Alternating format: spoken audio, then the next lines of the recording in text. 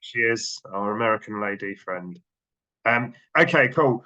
So um, we anticipate this is going to take about, I reckon you'll probably get some time back, really. Maximum 45 minutes, probably closer to half an hour.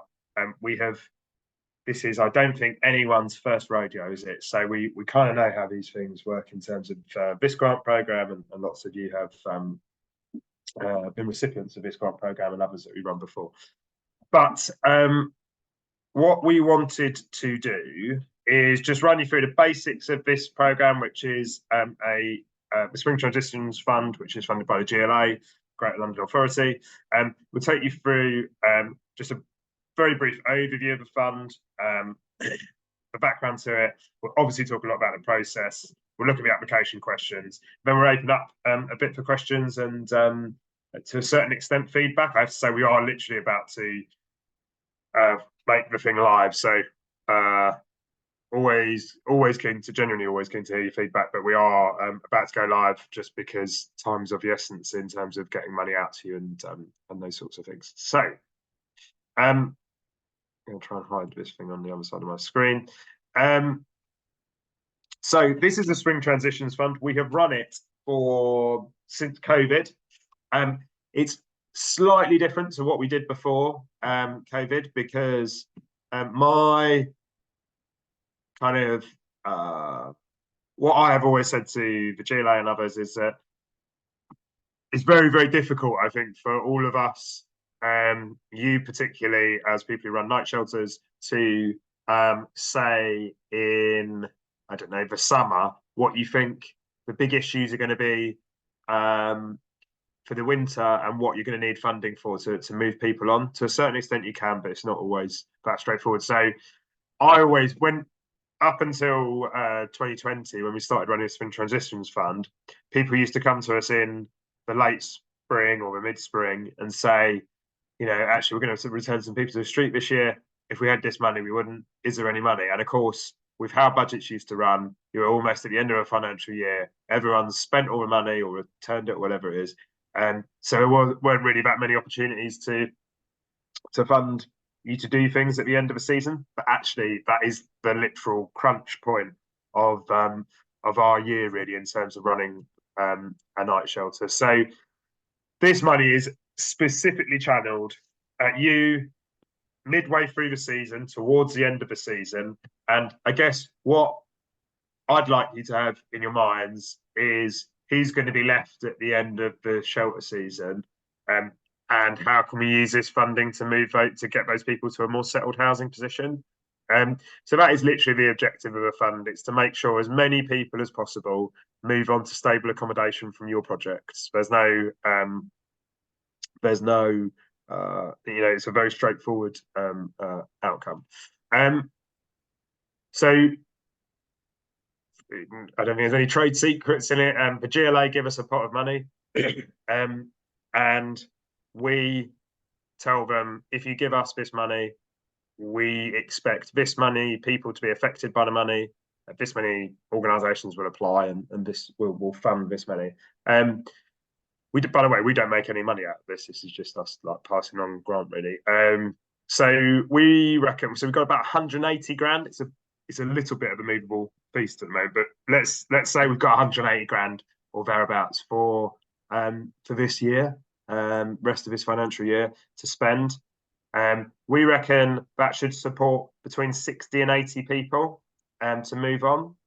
And we're expecting between 6 and 10 applications. We reckon we'll fund between 4 and 6 grantees. And if your mental arithmetic is better than mine because you went to school more recently than me, or better school, you will have already worked out that 180,000 divided by, let's say, 6 means that we're expecting to fund an average of £30,000 per application. Obviously, when you read the prospectus, you'll see that you can apply for up to 40,000. We lifted that last year because particularly the cost of private renting is increasing, as you know, and also obviously your staffing costs are increasing. In fact, the cost of everything pretty much has gone up. So 180 grand. We're hoping to support between 60 and 80 people through you, and we're expecting to fund about half a dozen organisations. I think it's also worth saying that most of this slide I've already said, but it's also worth saying that I get the impression, to be honest, that every year we've had this money, people would rather that it wasn't kind of needed. I think this year nobody said at any point, "Oh, do you really need about 180 grand to support the night shelters to move people on?" I think I've spoken to most of you, I think, on this call over the last few months, and my team, or our team at Housing Justice, certainly have. It is tough. Almost every shelter is full. There is a very high proportion of people coming out of home office accommodation, and although those people have status, the move on is challenging for that group. So, you know, this money is here to particularly support on that, I guess.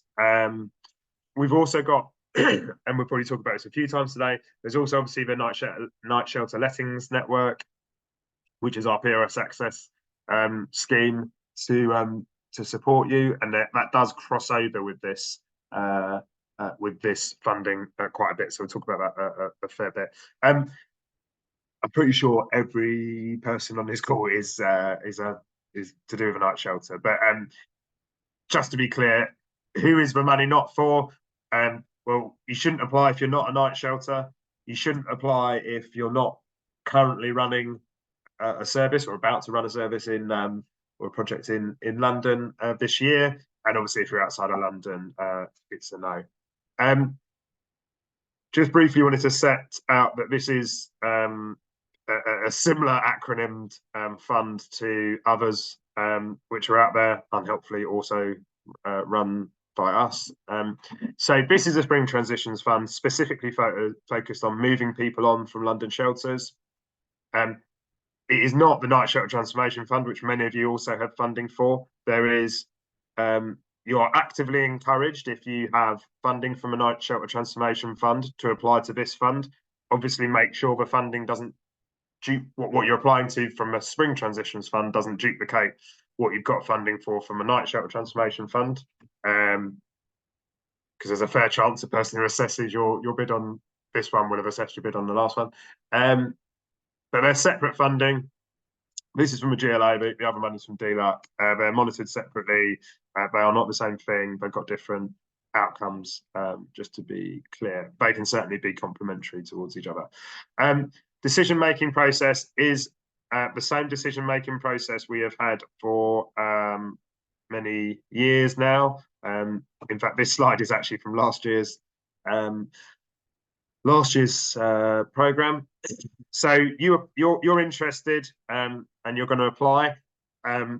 We have got 3 or 4 members of staff in London and plus others. I'd just always encourage you just to have a phone call with Mark or Lucian or Charlie or whoever, just to say, you know, I'm going to apply for this. What do you think?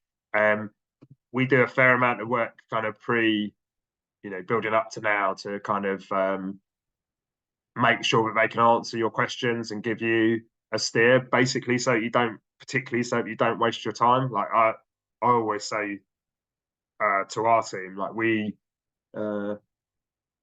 not really interested in the number of people who apply. We want to fund as much as we can possibly fund within the money we've got. So that's where we're coming at it from, and we'll try and be honest with you about what has a chance of success and what doesn't.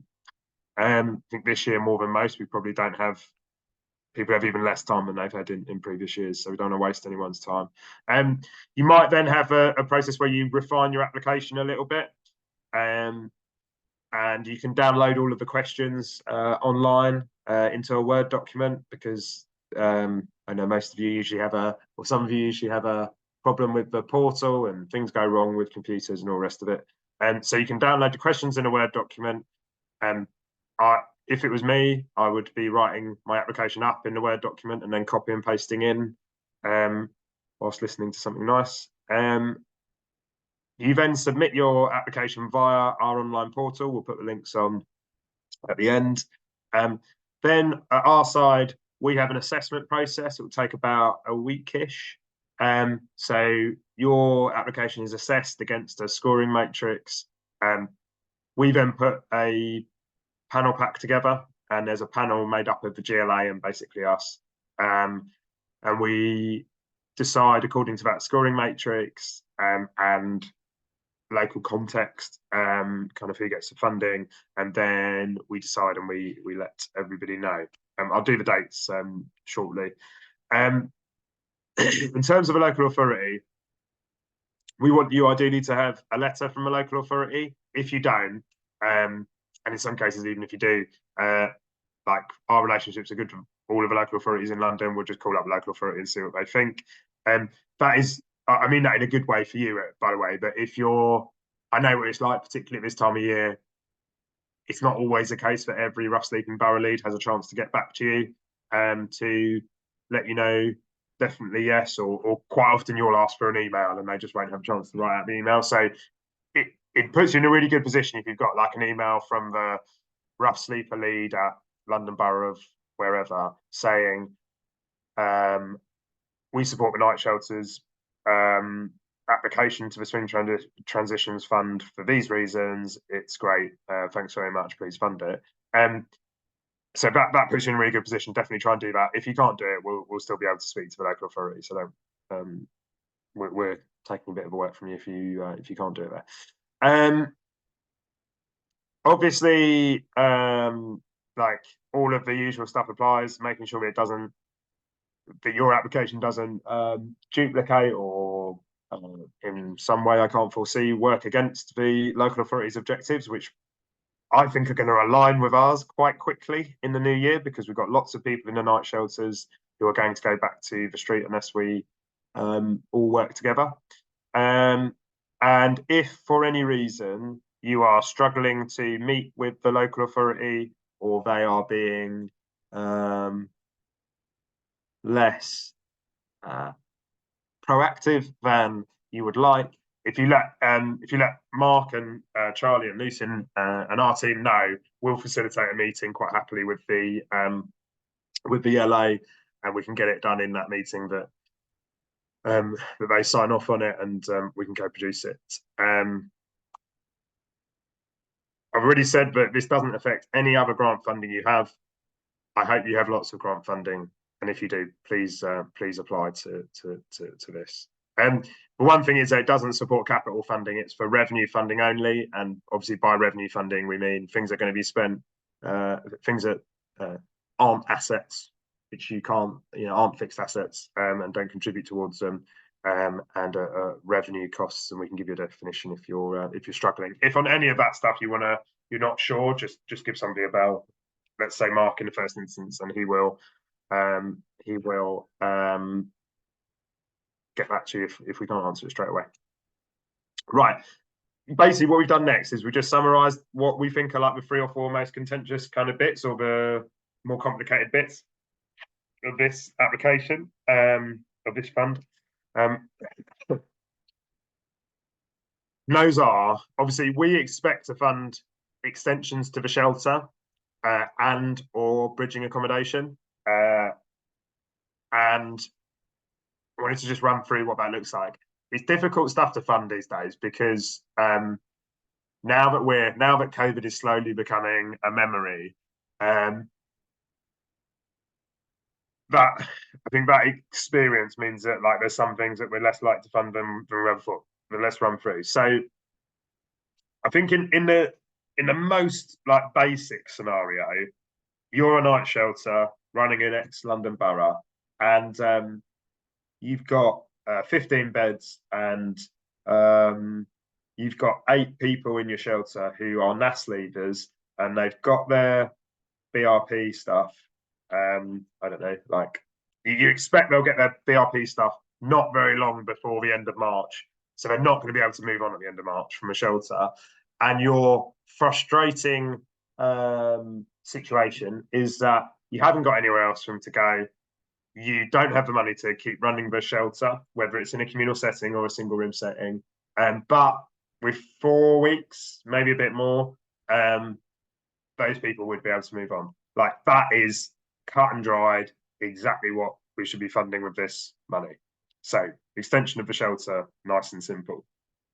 Where it gets more complicated is obviously we're now in a multitude of settings, and this is simpler, I think, than it probably was last year. We are definitely in the place where the threshold of need to run communal settings has definitely been met. So I don't think we're particularly worried at this stage about whether we fund a single room project for an extension or a communal one. If you're, I suppose, in either setting, it's good to just make clear in your application that you are following the guidance. If you're in a communal setting, particularly reference the operating principles, that sort of thing. And usually, hopefully, you've been working with your local public health team. So just making sure that you just square that circle as a bit of assurance or reassurance, I suppose, to the panel. But that's it, really. I think it's probably going to be the case that we fund more extensions than we have in the recent past, given that issue of we've got actually quite a lot of people who have got quite good prospects of moving on, but the timelines haven't necessarily allowed to move them on. May not have allowed to move them on by the end of the season. Right. Obviously, what we usually do, or what we've done, this is I think this is the 8th grant program we've run for the GLA into double figures easily for the grant programs we've run with other funders. I'll be honest, like the thing we after hotel rooms, the thing we've probably spent the most on is rent deposits, but the thing that actually we see the most underspend on is rent deposits, and that's because to be completely honest, and we have a private rented pot in our hosting project. I think it's quite easy it's all conjecture, isn't it? Until what you have to do is we ask you in January or in December to say how much do you reckon you might spend on rent deposits at the end of March, which is pretty much impossible, because it's dependent on the market, the people in your shelter, and all the rest of it. So we often end up with a large amount of underspend, and it's quite difficult to defend that, being completely honest, in front of a funder. So what we're saying is that, so we've got a night shelter lettings network, which, by the way, doesn't just find you the property, but will pay for the rent deposit or the kind of access fee to get into the property for the guest. And we'd like to see that used for rent deposits, really, because basically it's an easier way for us to manage that underspend issue. If you have a really good reason why you don't want to use the NSLM, and it's compelling and it's kind of clear, then obviously we'll consider that. So you can put rent deposits in your application, but just be aware that we are flagging quite a lot of risk on it just because of previous underspends, and we'd like to see people use the night shelter lettings network as much as possible. Spoken already quite a few times about NASA leavers and newly recognised refugees.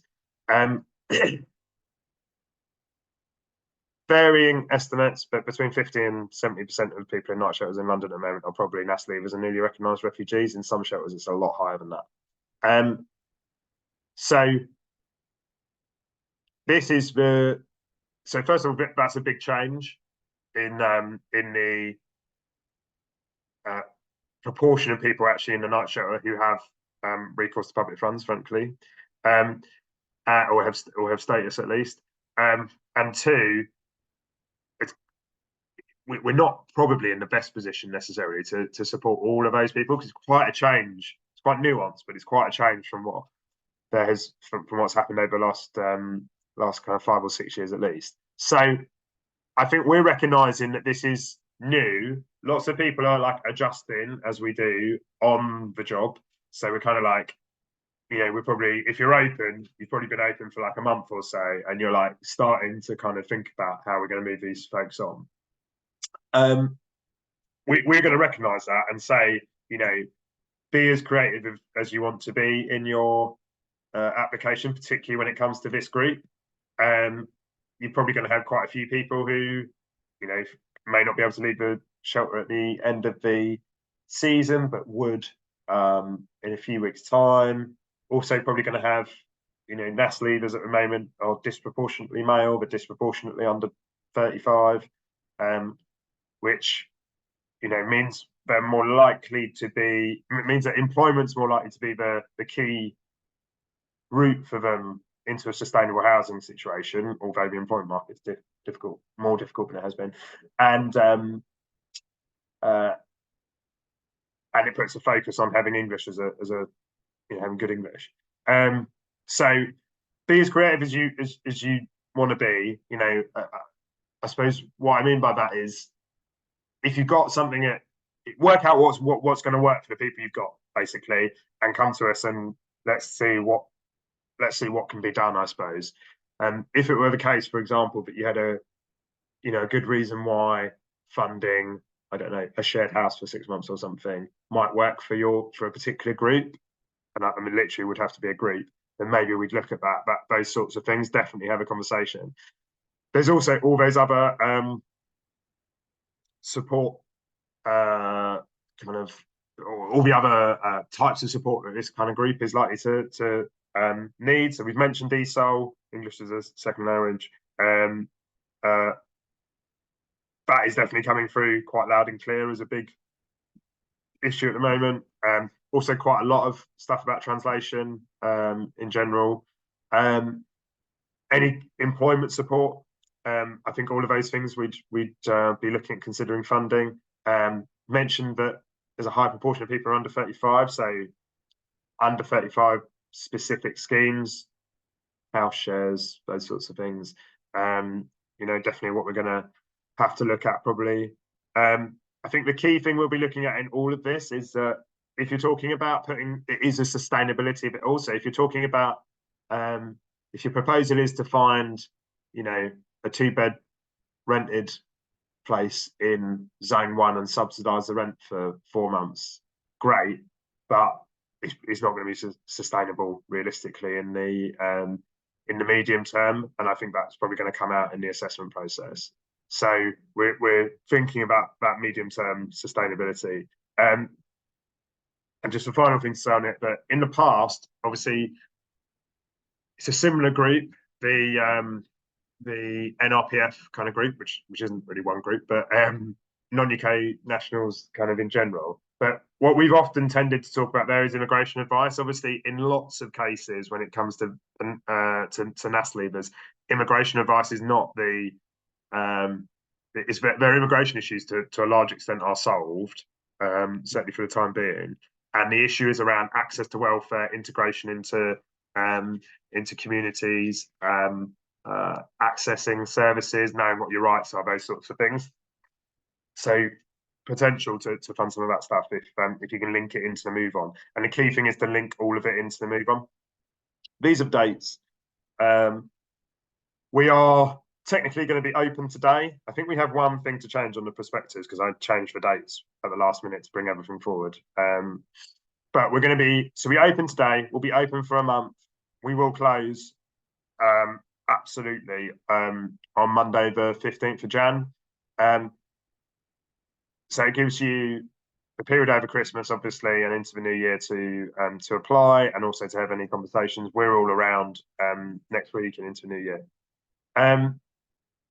We then do that assessment process between basically the middle of January. We'll then, I'm sorry, I've got a cold if you haven't noticed. We'll then do the decisions in the panel on the 30th of Jan, communicate those decisions by the 5th. The reason we don't communicate the decisions the next day is that, through experience, what tends to happen is we'll consider a bid, we'll consider an application, and there might be some points to, you know, you might put in 40 grand for whatever, and the panel might decide to give you 30k for like 3/4 of what you put in for. So then we need to go back to you to make sure you can deliver that, to make sure you're happy, and then we move forward from there. So there's likely to be a week's worth of kind of clarifications, a bit of back and forth. So then on Monday the 5th, we tell you whether you've been successful or whether you haven't. If you've been successful, your grant agreement goes out that week of Monday the 5th. And there will be quite a tight turnaround to get the grant agreements back, because we want to send payments out the following week, which is Monday the 12th. That means that funding should be in your account by the end of that week, and probably by the next day, to be honest. So you should be planning to have, if you were successful, you should be planning to have money in your account for mid-February. As I said, one of the things about this fund, which I think works better than previous things we've done, is that you're not constrained by the completely arbitrary, like, you must spend all the money by the 31st of March deadline, which happens to be the time when you've got the proverbial is hitting the fan. So you've got till the end of May to spend the money. That's just to spend the money. All of your outcomes don't need to be delivered until the 31st of July. So I suppose what you might be thinking there is, like, why not just have everything end at the same time? Well, it's possible that in some cases you might be able to front load some of your spend, and in other cases it might just take a little while for the person to actually move on after you've made that intervention or done whatever it is you're spending the money on. But you can talk to us about what that means in your particular context. We'll then finish up with some monitoring towards the end of the summer. 30th of August will be like the final date to submit a very light touch monitoring report to us, which we're going to talk about in a sec. These are the application questions, but I won't run through them massively because they're all very straightforward, and you'll have the slides. That says up to 30 grand. Mark, am I right that we've made it 40 grand? 40 grand, yeah. So if this says that it's 30 grand, but we'll change that because on the application itself it says 40. Don't think it actually says that anymore.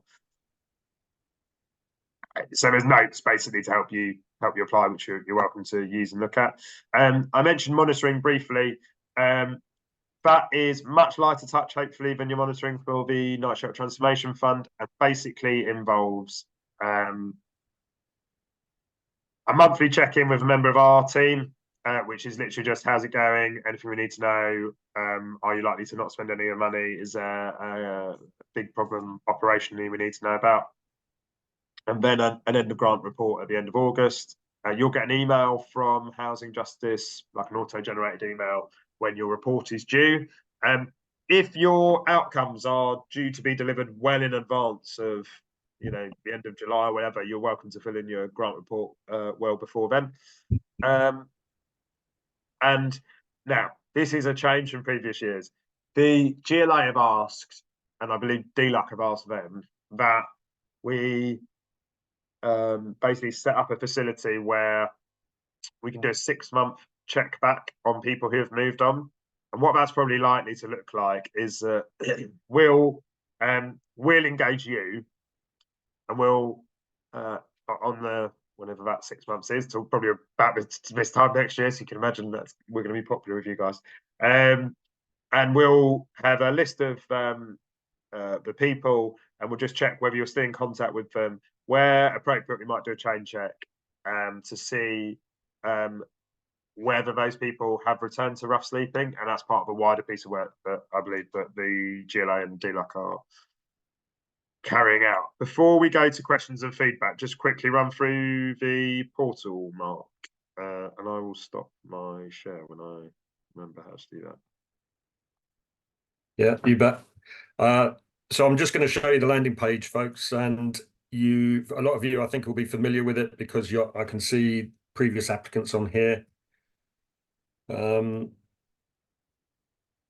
So yeah, when you click on the link that we'll be sharing with you, that will take you to the portal, this is what you're going to see. All the deadlines down the right-hand side. And when you look at these bullet points down at the bottom, you'll see that fourth one.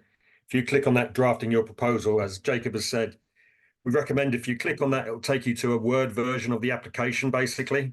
So you can draft up your application, and when you feel you're ready to go, then hit the Let's Begin, go back to the portal, go back to the landing page, hit the Let's Begin, and cut and paste from your Word version into the, I think there's about 4 different pages on the portal that you have to go through to complete the application. As you can see, the last bullet point, that click will take you to the prospectus, which we're just finalising the dates that we've just an update, as Jacob mentioned. So we'll just get that done. And yeah, it shouldn't take you, well, obviously, you know, once you've got your Word version of the document, then it shouldn't take you more than about 10 minutes really to plug it into the portal. Something else I think I'm going to share with you is, so once you submit your application on the portal, you should get a confirmation acknowledgement email that looks like this. And actually, you can see actually this is one I've just sort of plugged in a little test.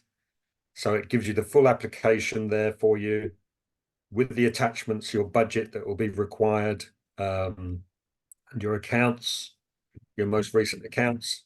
If you do not get that confirmation email, can you please make sure you contact probably me in the first place, if not me, Lucian, Charlie, but probably best to contact me in the first place. Everyone should be getting that confirmation email.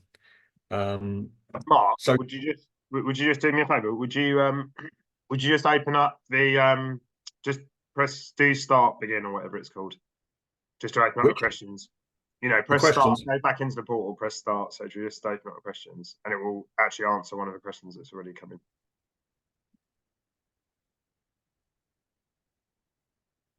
On the Let's Begin. Yeah. Whoops. So when you're ready to either apply online or plug in your Word stuff, that's obviously all your. I'll just quickly fill those in, Mark. So if you get to the stuff that's more. It will auto fill them, won't it? Yeah, perfect. There you go. If you did it last year and you haven't refreshed your cookies since then, it might also remember your details. And then just go to the next. If we could do financial information and then proposal information, that'd be great. So these are the actual questions.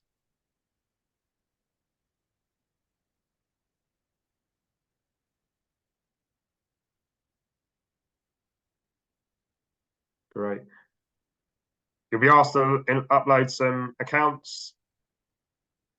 I know, because I was in a quite a long meeting about it this morning. Lots of you actually don't have audited accounts yet for the last financial year. So it's for the most recent financial year you've got. You tell us how much you're applying for. And then it's your proposal. What are the word limits? Yes, so 500 words on the, which is a lot actually. On this bit, keep moving down. Yeah, outcome's quite brief.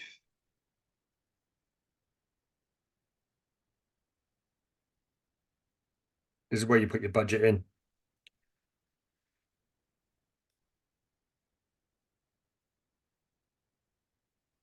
Project timeline. Just cycle back up to the top just before you're done.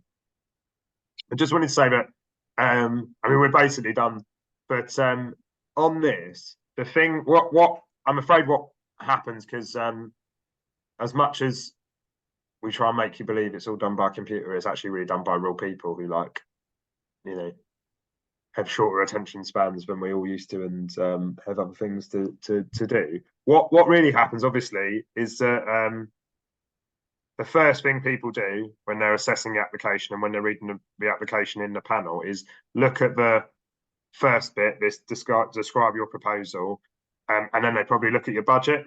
So, like, the two things I would really nail are the proposal information and the budget, and particularly on the budget, like it's constant. We constantly kind of have to go back and query, you know, small bits of information. So making sure the budget is absolutely watertight and simple.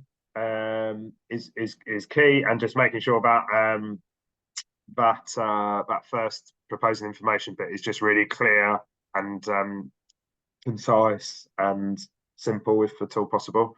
I think that's it. We just cycle to the bottom. Might as well show the final page as well. This is largely exactly the same as it was last year. So if you applied last year, you know the process. For risks and mitigations, in almost all cases, or the two biggest risks in almost all cases is where we're funding staff, we're worried about if we're funding new staff, we're worried about like what happens if you can't recruit, which happens all the time at the moment. And secondly, if we're funding, I don't know, something to help somebody move on, like what controls have you got over, or what mitigations can you put in place to make sure the things you don't have control of, like, I don't know, the Home Office being late or something, what can you do to mitigate those? So that's what we're looking for there. Local authority thing, wouldn't spend too much time on, but just indicating whether they support it or not. And great if you've got a letter from them. Let's go next. Lovely. So that's it. You sign it, and that's it. Okay. There's some questions which we'll take, and then we'll probably crack on. Mark, I've also actually realised there's nowhere where you can upload a letter. Letter of support, you mean? Oh yeah, from the local authority. Yeah, we usually get those in email. So if you've got a letter of support, you just forward it to the Grants at Housing Justice email address. There's some training I'm not on managing conduct, which is why everyone keeps on pinging messages at me. Okay. I'm going to read out the question, or I'm going to try and answer the questions that have been sent to me, and then we'll take some questions from the floor if we need to, and if not, we'll probably finish up and we'll send you the slides and get the video online. So, first question is about, which has just been sent to me in a direct message, is about can you how it reads is, can the grant funding be allocated against expenditure already incurred? Which I am taking to mean, can you backdate? Can you backdate the money? The simple answer is no. The simple answer is no, basically. But there may be. I think the onus is on you to find things that you could kind of move around. You know, other things that you're going to pay for in the next few months, which you might be able to recoup some of your costs on what you're talking about there from. So can you backdate payments? No, basically it's got to be in the future. Second question is about what will happen to any unspent elements. In the simple answer to that is potentially they'll be clawed back. We're heading into obviously the last year of the Parliament and the last year of the spending review and the mayoral election. So there's less money around in rough sleeping than there was, and there's probably more pressure on budgets because everything's being squeezed into that final year. So I wouldn't take for granted, or certainly don't take for granted, but if you don't spend it, you'll keep it, and we'll work out a clever way to do that. It's a risk that you should know that you are potentially liable for clawback if you don't spend. Are there word limit? Next question was, are there word limits on each question? And if so, are they indicated on the Word document? Mark, can you just check you don't have to answer, but we will check the Word document relates to the form, because that is a very good point. We tried to let you know the word limits as we went through. Next question, which is a technical one about the system, is there a restriction on types of files you can upload? As far as I'm aware, you should be able to upload Word documents, Excel files, and PDFs, potentially even JPEGs. Can we just make a note, somebody on my team, just to check that one, and we'll confirm that when these slides go out. By the way, we have had some issues with some documents in the past, none of those that you just mentioned, but so if it is an issue, can you let me know, because I can go to our folks who put the portal together and get that resolved for you one way or another. Basically, simple. The simple answer is simple office files shouldn't be a problem. Where the only thing I could see potentially being a problem, I can't work out why it would be a problem in this case, would be if you had a PDF which was like really high res and quite big. That might cause a problem. It's usually just, can the back end of a website cope with the size of a file that you're trying to upload? But as Mark says, any problems on that, or to be honest, any other technical stuff, just give us a bell. We'll sort it out. Worst case, we'll just allow you to. We'll make a exception, and somebody can submit via a Word document. But basically, the reason we don't just have it all via a Word document is that this pulls all the data into one place, so it's much easier for us to do the assessment process and monitoring and the grant funding agreement. So ultimately, all of that means that we get money into your account quicker. So that's why we do it via the portal. But any technical kind of issues with the portal and the website, let us know and we'll do our best to resolve them quickly. Are there any more questions? We are at 1:45 or 43 minutes past, and happy to keep going, but also hopefully it's relatively straightforward. So happy to knock it on the head if you've got everything you need. I'll give a couple of seconds whilst I wrap up, just in case anyone does have a question. Yes. Are you looking for named individuals, or can we provide a number of guests we need to support on move on with? You can definitely just, so good question. Thanks very much. So we just want you to tell in your application, we just want you to say, we're moving on. We plan to move on five guests by the 30th of May. And they're people who won't be able to move on by the 31st of March. And that's fine. And then you'll tell us how much that's going to cost and how you're going to do it and all the rest of it.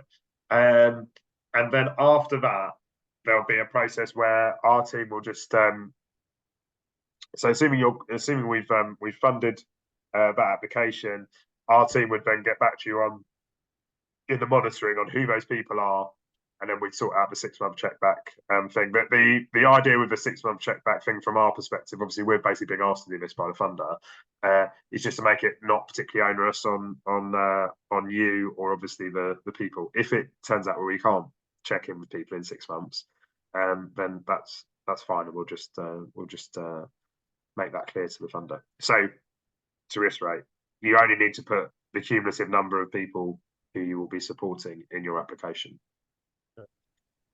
Any further questions? So if you have any further questions, post them now. And what will happen next is we'll send out, it'll probably be Monday, but we'll send out the slides and probably the video from this presentation. The portal is online now, so you're welcome to go and have a look at it. I think if we haven't already, Mark, if you can put, or somebody, if you can put the link in the chat, and we will send it out via email. If you have any questions, I suppose next week's quite important if you're planning to do something over Christmas, as in if you're planning to apply over Christmas. It'd be good if you are planning to do that, it'd probably be good to have a chat with somebody next week. Before people start diving off on leave for Christmas, and you'll get at least probably 3 reminders from us about. You'll have one, so an email will go out on Monday with the slides and saying the portal's launched. You'll get one after Christmas saying to remind you the grants portal is open, please apply, and you get one probably about a week before the thing closes, just to make sure you've had you're aware and you've had a good chance to apply. Any questions, get in touch, speak to Mark and Charlie and Lucian and whoever else you need to, and hopefully you'll apply and hopefully you'll be successful, and it will do some good on the ground. So nice to see you. Thanks for coming. Have a great Christmas if I don't speak to you before. And it's a difficult, it's definitely a difficult winter. Like I'm finding it difficult. I think we're finding it difficult at Housing Justice. It's tough. Lots of people in real need. So God bless and good luck in all of your work over the next few weeks. Take care. Thanks, everyone. Thanks so much. Bye-bye. Thank you for your time.